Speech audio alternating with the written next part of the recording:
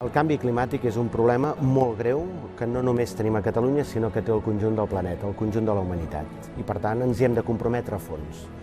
Un primer element és traslladar això als nostres conciutadans. Una reducció de CO2 del 25% respecte a l'any 2005 en relació a l'any 2020 i una reducció del 80% en l'horitzó 2050.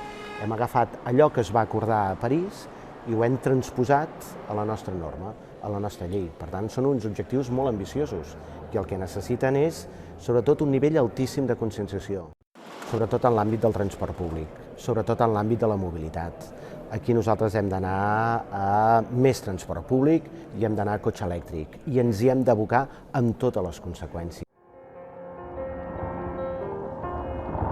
El canvi climàtic no és cap broma. Potser el millor que podem fer pels nostres fills és ser molt seriosos, molt rigorosos, molt solvents en la lluita contra el canvi climàtic. I a Catalunya podem ser uns observadors o a Catalunya podem ser protagonistes de la solució.